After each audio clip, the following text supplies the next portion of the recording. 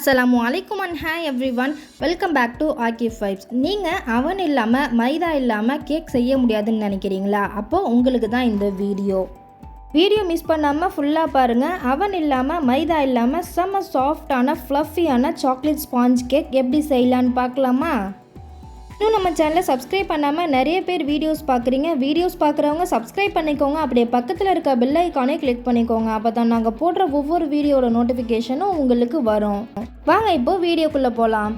Medium சைஸில் இருக்க 3 முட்டை எடுத்துருக்கேன். ரூம் டெம்பரேச்சரில் இருக்கணும். இப்போ அதை நல்லா பீட் பண்ணிக்கலாம். நல்லா பபிள்ஸ் ஃபார்ம் ஆனதுக்கப்புறம் நம்ம எடுத்து வச்சுருக்க 120 கிராம் சுகர் சேர்த்து நல்லா பீட் பண்ணி எடுத்துக்கலாம். சுகர்லாம் நல்லா கரைஞ்சி வர அளவுக்கு பீட் பண்ணிக்கோங்க, இந்த மாதிரி ஒரு கன்சிஸ்டன்சிக்கு.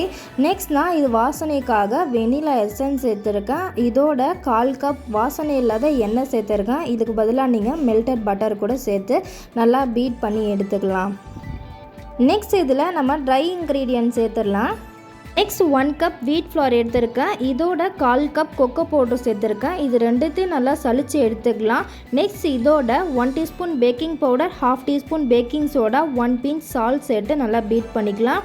ஜென்டலாக பீட் பண்ணிக்கோங்க, ஓவர் மிக்ஸ் பண்ணிடாதீங்க. லம்ப்ஸ் இல்லாமல் மிக்ஸ் பண்ணி எடுத்துக்கலாம்.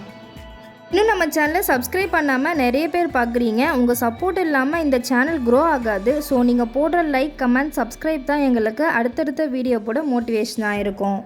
ஸோ இப்போது ட்ரை இன்க்ரீடியண்ட்லாம் சேர்த்ததுக்கப்புறம் நீங்கள் மிக்ஸ் பண்ண உங்களுக்கு கெட்டியாக ஸ்டார்ட் ஆகும். இந்த ஸ்டேஜில் நீங்கள் 1/4 கப் மில்க் சேர்த்து நல்லா இந்த மாதிரி ஒரு கன்சிஸ்டன்சிக்கு மிக்ஸ் பண்ணி எடுத்துக்கோங்க. நான் ஆல்ரெடி குக்கரை 10 மினிட்ஸ் ப்ரீ ஹீட் பண்ணி வச்சுட்டேன். நெக்ஸ்ட் இப்போது பேட்டரை பேனுக்கு ஷிஃப்ட் பண்ணிவிட்டு 10 to 20 மினிட்ஸ் நல்லா பேக் பண்ணி எடுத்ததுக்கப்புறமா பார்க்கலாம். இப்போ உங்ககிட்ட டூத் பிக் அப்படி இல்லைன்னா ஸ்டிக் இருந்துச்சுன்னா பபிள்ஸ்லாம் ஃபார்ம் ஆகாத மாதிரி பண்ணி விட்டுக்கோங்க. அப்புறம் டேப் பண்ணி விட்டுக்கோங்க. இந்த 2 ஸ்டெப்பும் ரொம்பவே இம்பார்ட்டண்ட். அப்போ தான் உங்களுக்கு கேக் நல்லா ரைஸ் ஆகி ஒரே லெவலாக வரும். நெக்ஸ்ட் நம்ம பேக் பண்ணி எடுத்ததுக்கப்புறமா பார்க்கலாம்.